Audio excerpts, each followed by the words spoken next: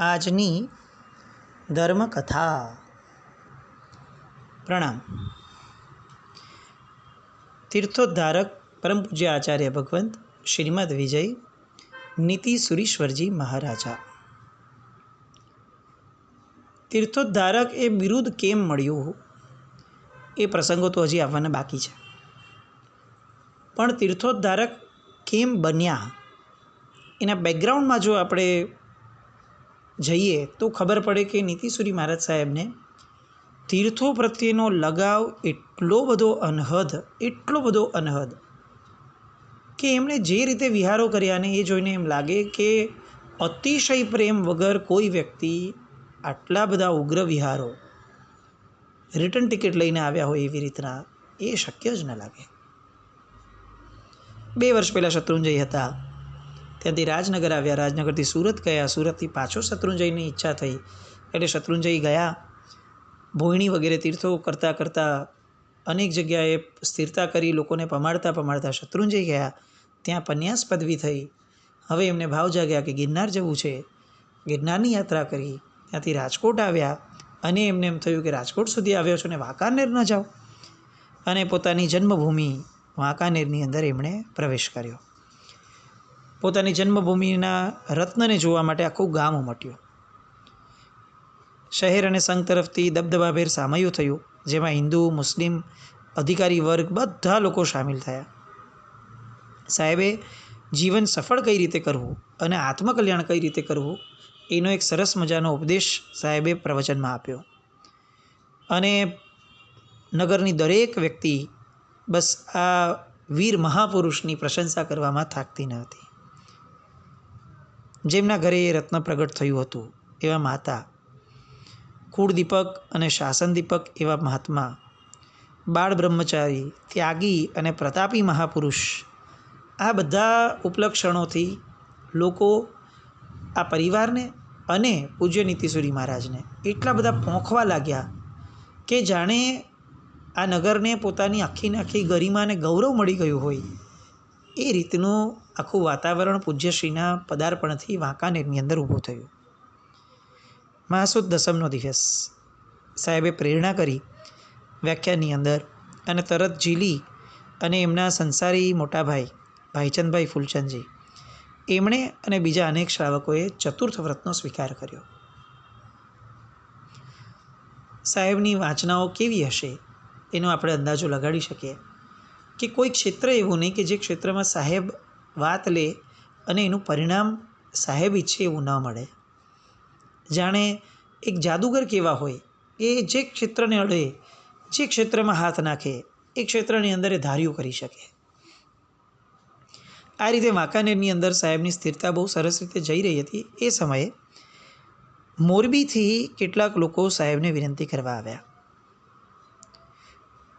પ્રસંગ એવો હતો કે મોરબીની અંદર સ્થાનકવાસી સંપ્રદાયનું એક કોન્ફરન્સ એટલે કે અધિવેશન થવાનું હતું. સંપ્રદાય છે સ્થાનકવાસી, અને આજે તો પરિસ્થિતિ ઘણી બેટર છે, પણ એ સમયે એટલી બેટર ન હતી. મૂર્તિ પૂજાનો સખત નિષેધ અને મૂર્તિપૂજક સમુદાય, આ બેઉની વચ્ચે કઈ રીતે સમાનતા અને કઈ રીતે સંવેદનાની આપ-લે થઈ શકે. અને તેમ છતાં પૂજ્ય નીતિસુરી મહારાજની ગરિમા કેવી હશે એની કલ્પના આ પ્રસંગ પરથી લઈ શકાય કે સ્થાનકવાસી સંપ્રદાયની કોન્ફરન્સ કે જે સ્થાનકવાસી માટે હતી, એ સંપ્રદાયના લોકો માટે હતી, એમાં અધ્યક્ષપણે એ લોકોએ વિનંતી કરી પૂજ્ય નીતિસુરીશ્વરજી મહારાજાને. કેવું લાગે? સંપૂર્ણ જે પ્રતિપક્ષ છે એ પોતાના પ્રતિપક્ષના નેતાને પોતાના નેતા તરીકે જ્યારે બોલાવે ત્યારે એ વ્યક્તિત્વ એ સમજવા માટે આપણને આપણી પરિસ્થિતિ જ ન લાગે, આપણી બધી ક્ષમતાઓ અધૂરી લાગે. કેવું સાહેબે લોકોના હૃદય ઉપર જાદુ કર્યું હશે, કેટલા સાહેબ એમને ઉદાર લાગ્યા હશે, કેટલો એમની પરનો વિશ્વાસ હશે કે પોતાના સંપ્રદાયની કોન્ફરન્સની અંદર એ લોકો પર સમુદાયના એક પન્યાસી ભગવંતની વિનંતી કરે પધારવા માટેની. અને એમની વિનંતી બહુ સાર્થક જગ્યાએ હતી, કારણ કે સાહેબે તરત જ એમણે હામી ભરી કે હું ચોક્કસ આવીશ. અને આ કોન્ફરન્સની અંદર હિન્દુસ્તાનના જુદા જુદા ભાગોમાંથી ઘણા બધા આગેવાન આવ્યા હતા. સ્થાનકવાસી કોન્ફરન્સના પ્રમુખ રાજકોટવાળા શ્રી ભીમજીભાઈ મોરારજીભાઈ વગેરે આગેવાન ગૃહસ્થો એ સમયે સાહેબને વિનંતી કરીને એટલા બધા આનંદિત થયા સાહેબની સાથે સત્સંગ કરીને કે એક દિવસ રોકાણા. અને વાંકાનેરમાં બીજે દિવસે પરમાત્માનો ભવ્યાતિ ભવ્ય વરઘોડો હતો. એ વરઘોડામાં આવેલા ગૃહસ્થો બધાએ જ ઉત્સાહપૂર્વક ભાગ લીધો અને પ્રભુના દર્શન વગેરે વિધિની અંદર પણ એ લોકો બધાની જેમ જોડાયા. કેટલું સરસ લાગે.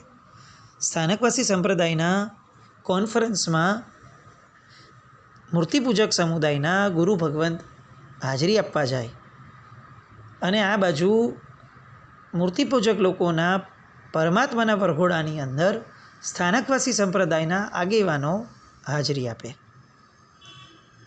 પરમાત્માનું શાસન ખરા અર્થમાં સમજવા માટે આવા દ્રષ્ટાંતો એને પુનર્જીવિત કરવા જોઈએ. માન્યતાઓ એ પોતપોતાના સ્થાને છે, પરંતુ આપણે બધા જ પરમાત્માની જ્યારે વાત આવે ત્યારે કમ્પલસરી એક થવા જોઈએ.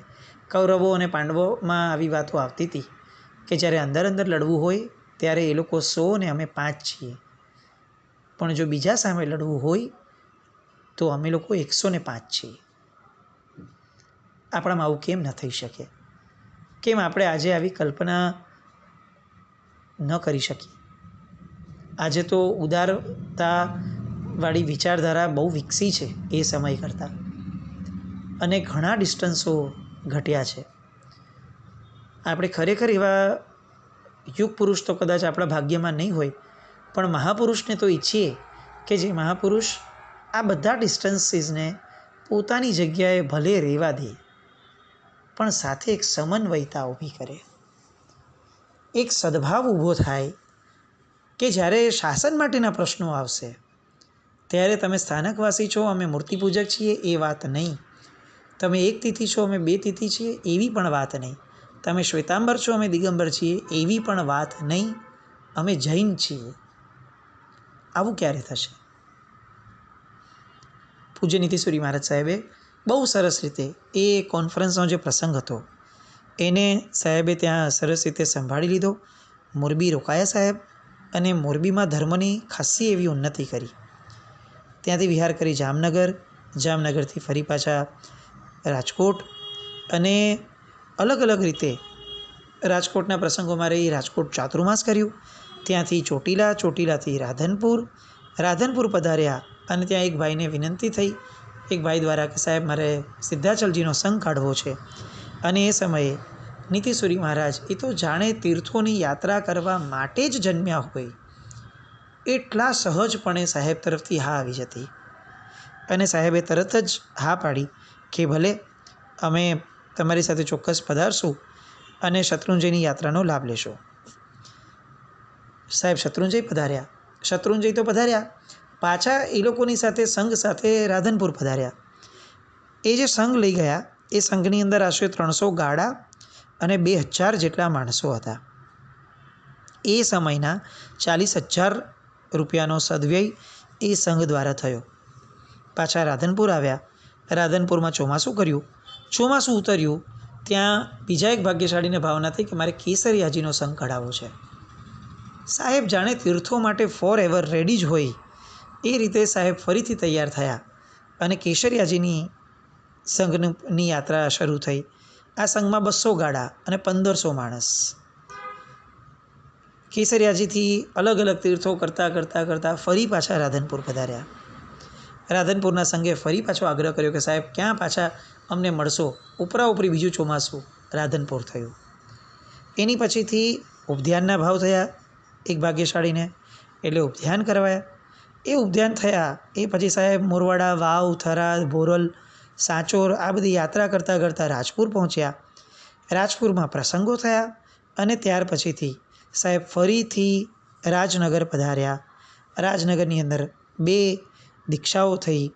પૂજ્ય મુક્તિ વિજયજી મહારાજ અને પૂજ્ય રાજ વિજયજી મહારાજ સાહેબ એમની દીક્ષા થઈ. એ ચાતુર્માસ પૂર્ણ થયું. શંખેશ્વર તીર્થની ભમતીની પ્રતિષ્ઠા કરવામાં સાહેબને વિનંતી થઈ અને સાહેબ શંખેશ્વરજી ગયા. શંખેશ્વરથી તારંગાજી ગયા. તારંગાજીથી વિસનગરજી ગયા અને વિસનગરની અંદર ચોમાસા માટેની વિનંતી થઈ. સાહેબે ત્યાં ચોમાસું આપ્યું. 1967 સંવત એનું ચોમાસું વિસનગરમાં થયું. આ ચોમાસાની અંદર એક અતિશય મહત્ત્વપૂર્ણ ઘટના એટલે સાહેબ દ્વારા પંડિતજી શ્રી વીરચંદભાઈ, પંડિત ઠાકોરજી અને એક બહુ જ આ સદીના વિશિષ્ટતમ વ્યક્તિઓમાં જેમની ગણના કરી શકાય એવા પંડિતવર્ય પ્રભુદાસભાઈ બેચરદાસભાઈ એમનું સાહેબ પાસે આખા ચાતુર્માસ દરમિયાન રોકાવાનું અને ભણવાનું થયું. પ્રભુદાસભાઈ એટલે એવું નામ કે જે નામને આજે આપણે લઈએ છીએ તો આપણા રૂવાડા ઊભા થાય છે. એમને નતમસ્તકે વંદન કરવાનું મન થાય. પણ એ સમયની અંદર પ્રભુદાસભાઈ એ એટલા સ્વીકાર્ય કમનસીબે, આપણા કમનસીબે એટલા સ્વીકાર્ય નહોતા બન્યા. આ પ્રભુદાસભાઈ માટે તો કેટલાક કલાકો આપણને ઓછા પડે એવું એમનું વ્યક્તિત્વ હતું. પન્યાસી ચંદ્રશેખર વિજયજી મહારાજ સાહેબ જેમને પોતાના ધર્મપિતા કહેતા હતા એવા આ પ્રભુદાસભાઈ જેમના લખેલા પુસ્તકો, જેમના મેગેઝિન બહાર પડતા હતા એ બધાની અંદર પ્રભુદાસભાઈએ એમને કેટલીક સ્ફૂર્ણાઓ થઈ હતી. એ એક એવા દ્રષ્ટા હતા કે જે 50, 80, 100, 200 વર્ષ પછીનું જૈન શાસન પ્રિડિક્ટ કરતા હતા. એ જ્યોતિષી ન હતા પણ જે ઘટમાળ બનતી હતી એના દ્વારા એ એટલું નિશ્ચિતપણે જોઈ શકતા હતા કે પરમાત્માના શાસનની દશા એ અવદશામાં પરિવર્તિત થશે. અને યર બાય યર કેટલી બધી વસ્તુઓ એ પ્રભુદાસભાઈ લોકોને ચેતવતા કહેતા જતા હતા કે આ જે મિકેનાઇઝેશન આવી રહ્યું છે, વેસ્ટર્ન કલ્ચર પાછળની જે ઘેલછા જે એ સમયે બહુ જ ઇનિશિયલ લેવલ પર હતી, એ ઘેલછાનો અંત કેવો થશે અને ઘેલછાનો અંત આવે એની પહેલાં પરમાત્માના શાસનની ગરિમાનો અંત તો ન કહી શકાય પણ હાલ કેવો ખરાબ થશે, એવી ઘણી બધી વાતો આ પંડિત પ્રભુદાસભાઈ બેચરદાસભાઈ એમના દ્વારા એ સમયે થઈ. પણ લોકોએ એ સમજવા માટેની બહુ તત્પરતા ન બતાવી અને એના કારણે આજે પરિસ્થિતિ એવી છે કે પ્રભુદાસ બાપા જે કહી ગયા હતા એ બધું જ આજે આપણી નજર સામે થઈ રહ્યું છે. પ્રભુદાસ બાપા ખાસ કહીને જતા હતા કે આ વિદેશી ગોરાઓ આવશે અને ઈસ્ટ ઇન્ડિયા કંપની આવી અને જે રીતે લૂંટી ગઈ છે એના કરતાં પણ બદતર રીતે આપણો દેશ, આપણા દેશની સંપદાઓ આ બધું વેચાતું થશે. આજે પણ ડિસઇન્વેસ્ટમેન્ટના નામે આપણા પબ્લિક સેક્ટરના યુનિટો એ જે રીતે વેચાવા અને પ્રાઇવેટાઇઝેશન માટે ખુલ્લા મુકાયા છે એ બધું જ આપણને આ અનન્ય દ્રષ્ટા એવા પ્રભુદાસભાઈની વાતો તરફ સલામ કરીને ઝૂકવા માટે પ્રેરિત કરે છે. આવા આ પ્રભુદાસભાઈ હું ખાસ એક રિકમેન્ડ કરીશ, જે લોકોને થોડો ઘણો પણ ઊંડાણમાં ઉતરવાનો આગ્રહ અથવા રસ છે એમને હું ખાસ વિનંતી કરીશ કે પ્રભુદાસ બાપાએ લખેલી પંચ પ્રતિક્રમણના અર્થની બુક એ ક્યાંયથી પણ મેળવીને વાંચજો.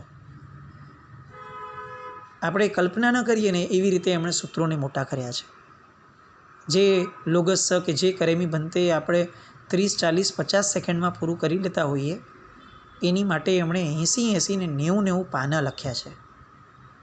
અને જે એમણે ઉઘાડ આપ્યો છે આર્ય સંસ્કૃતિનો, આ સૂત્રો સાથે સંસ્કૃતિની કનેક્શન કઈ રીતની ધારા છે અને આ સૂત્રોનો પરમાર્થ શું છે, તત્વાર્થ શું છે, એ બધી વાતો બહુ ગજબનાક રીતે એમણે એ પુસ્તકમાં વણી છે. એવા આ પ્રભુદાસભાઈને આ ચોમાસા દરમિયાન વિસનગરની અંદર આપણા ચરિત્રના નાયક એવા પૂજ્ય નીતિસુરીશ્વરજી મહારાજાએ વિશિષ્ટ અભ્યાસ દ્વારા એમને ભણાવડાવ્યા. ત્યાંથી સાહેબ વિજાપુર ગયા. વિજાપુરથી ફરી કોઈકે વિનંતી કરી કે સાહેબ કેસરિયાજી જવું છે, અને સાહેબ વિજાપુરથી ફરી પાછા કેસરિયાજીની યાત્રા કરવા ગયા. પાછા ત્યાંથી વિજાપુર આવ્યા અને ત્યાં મહોત્સવ વગેરે થયો, એ પૂર્ણ કરી અને ફરી વિરમગામની વિનંતી આવી અને વિરમગામ ચાતુર્માસ માટે સાહેબ ગયા. આ બધા નામો હું રેપિડલી એટલા માટે લઉં છું કે આપણને બધાને ખ્યાલ આવે કે સાહેબનો વિહાર કેવો ગજબનાક થયો હશે. ક્યાં કેસરિયાજી, ક્યાં વિરમગામ, ક્યાં સિદ્ધાચલજી, ક્યાં રાધનપુર, કઈ દિશાઓ, ક્યાં સાંચોર, ક્યાંથી ક્યાં સાહેબ જતા હતા ફક્ત તીર્થોની યાત્રા કરવા માટે. એ બતાવે છે કે આ મહાપુરુષના હૃદયની અંદર, એમના મનના પેટાળની અંદર તીર્થો પ્રત્યેનો પ્રેમ કેટલો અનહદ હશે. વિરમગામ ચોમાસું થયું અને એમાં સાહેબે અચાનક એક ઈચ્છા વ્યક્ત કરી પ્રવચનની અંદર કે કોઈ એક કેન્દ્ર સ્થળ નક્કી કરીએ, અમદાવાદ, પાટણ, પાલિતાણા જેવું કોઈ પણ એક, કે જ્યાં મોટી સંસ્કૃત અને પ્રાકૃતિક પાઠશાળા થાય, કે જે સદાય વિદ્વાન પંડિતોથી રત રહે, અને એ પાઠશાળાની અંદર સાધુ સાધ્વીજી ભગવંતો એમના અભ્યાસ માટેની જુદી જુદી વ્યવસ્થા થાય. એનો એક પાઠ્યક્રમ બનવો જોઈએ. જેમ બનારસ, વારાણસી અને હવે અલગ અલગ જે ઇન્સ્ટિટ્યૂટ્સ વગેરે છે એ લોકોનો એક સિલેબસ હોય છે, સંસ્કૃત પ્રાકૃતનો, પોતાના વૈદિક ધર્મનો. તો જૈનોની કેમ આવી એક મોટી પાઠશાળા ન થાય કે જેનો પોતાનો એક સિલેબસ હોય અને સિલેબસને ભણાવવા માટેની જુદી જુદી વ્યવસ્થા થાય, એ વ્યવસ્થા પ્રમાણે ભણાવાય, એની પરીક્ષા લેવાય અને ન્યાય, વ્યાકરણ, ધર્મભૂષણ, સાહિત્યભૂષણ આવી બધી પદવી દ્વારા આપણે એ બધાને સન્માનિત પણ કરીએ. પણ આનાથી ફાયદો એ થશે કે સાધુ સાધ્વીજી ભગવંતો જે દીક્ષા લે છે એ લોકોના મનની અંદર જ્ઞાનાભ્યાસ માટેની રુચિ અનહદ જાગશે. સ્વાધ્યાય એ સાધુનો પ્રાણ કીધો છે. તીર્થયાત્રા, પ્રવચન, ઉપધ્યાન, નવ્વાણું, અનુષ્ઠાનો, આયોજનો, છરીપાલિત સંઘો, આમાંની એક પણ વસ્તુને પ્રાણ તરીકેની ઉપમા નથી અપાઈ. સાધુ ભગવંત માટે આ બધું હાથ પગ હોઈ શકે, બીજા અવયવો હોઈ શકે, પણ એમના આખા દેહનો પ્રાણ કયો? તો કે સ્વાધ્યાય. અને આ સ્વાધ્યાય ત્યારે જ શક્ય બનશે જ્યારે જ્ઞાનાભ્યાસની અંદર એ લોકો ચડતે પરિણામે આગળ વધશે. અને ચડતે પરિણામે તો જ આગળ વધશે કે જો એમને એક જગ્યાએ સ્થિર કરાશે. કારણ કે ગામો બદલાય, પછી પંડિતજીઓ મળે ન મળે, શીખવાડવાવાળા મળે ન મળે, અને કેટલું બધું સીધાય. એટલે નીતિસુરી મહારાજ સાહેબે એ સમયે એક પ્રપોઝલ મૂક્યું હતું આખા જૈન શાસનની સામે, જેમાં એમને સાધુ પાઠશાળાની એક યોજના મૂકી હતી, જેની અંદર કોઈ પણ સમુદાયના કોઈ પણ જગ્યાએ જ્યાં પણ દીક્ષા થાય, સાધુ ભગવંત હોય કે સાધ્વીજી ભગવંત હોય, એ દીક્ષા પછી એ જે કેન્દ્ર સ્થળે જે 2-3 જગ્યાઓએ આવી સાધુ પાઠશાળા હોય ત્યાં કમ્પલસરી એમણે જવાનું, કમ્પલસરી. અને ત્યાં જઈ અને પંડિતોની પાસે કમસે કમ 3 વર્ષ ભણવાનું. પોતાના દરેક આચારો સચવાય એ રીતે ગોચરી વગેરેના વ્યવહારોની અનુકૂળતા શ્રી સંઘે કરાવી આપવાની. અને કેટલા પણ સાધુ ભગવંતો આવે, સાધુ સાધ્વીજી ભગવંતો, બધાની વ્યવસ્થા થાય એવો વિશાળ એ જગ્યા વગેરેનો માહોલ ઊભો કરવો. અને કમસે કમ 3 વર્ષ ભણી લે એ પછીથી એમને વિહાર આદિની છૂટ આપી અને પછી સાધુ જીવનની નોર્મલ ચર્યામાં એમને લાવવા. આનાથી ફાયદો શું થાય? ફાયદો એ થાય કે 3-4 વર્ષની અંદર પરમાત્મા એમને શું કહેવા માંગે છે એ બધી વાતો સૌથી પહેલાં સ્પષ્ટપણે એમના મગજમાં સેટ થઈ જાય. એટલે એમનો પોતાનો સ્વચ્છંદ ઉછળે એ પહેલાં જ પરમાત્માની આજ્ઞાથી એ આવર્જિત થઈ જાય. આ એટલી સરસ પરિકલ્પના સાહેબની હતી. આપણા દુર્ભાગ્ય કે સાહેબનું આ પ્રપોઝલ યોગ્ય રીતે ઝીલાયું નહીં શ્રી સંઘ દ્વારા, અને આ પ્રપોઝલ ફક્ત પ્રપોઝલ બનીને જ રહ્યું. સાહેબની ધારણા એવી હતી કે રાજનગર, સુરત, પાલીતાણા એ સમયે મુંબઈ એટલું ચલણમાં કદાચ નહીં હોય અને આ બધામાંથી કોઈ મહાત્મા ક્યારેય મુંબઈ આવ્યા બી ન હતા. એટલે કદાચ મુંબઈ વગેરેની વાત ત્યારે નહીં હતી, પણ આવા મોટા મોટા ચારેક જગ્યાએ કે જે વિહારોનું સેન્ટર કહી શકાય એવી જગ્યાએ આવી સાધુ પાઠશાળા જો થાય તો નૂતન દીક્ષિત મહાત્માઓ એ પોતાના સાધુત્વના ગોલને પામવામાં બહુ જ અગ્રિમ હરોળની અંદર પ્રયત્ન મૂકી શકે. પણ આ વસ્તુ શક્ય ન બની, અને જે કારણોથી શક્ય ન બની એ કારણો ત્યારે જેટલા ઉપસ્થિત હતા કદાચ એટલા જ અથવા એનાથી વધારે પ્રમાણમાં આજે પણ ઉપસ્થિત છે. પૂજ્યશ્રીની આવી ગજબનાક પ્રેરણા ઝીલાય નહીં એનું આપણને દુઃખ ચોક્કસપણે થાય, પણ એના કરતાં ભયંકર દુઃખ ત્યારે થાય કે જ્યારે આપણને ખબર પડે કે કયા કારણે આટલી સરસ યોજનાને પણ અભરાઈએ ચડાવી દેવામાં આવી. એ કયું કારણ હતું અને એ કારણ આજે કેટલું ઉપસ્થિત છે, એની બાબતમાં શું કરી શકાય, એ બધાની વિચારણા આવતીકાલ પર રાખીએ. જીન આજ્ઞા વિરુદ્ધ કંઈ પણ બોલાયું હોય તો મિચ્છામિ દુક્કડમ. જૈનમ જયતિ શાસનમ.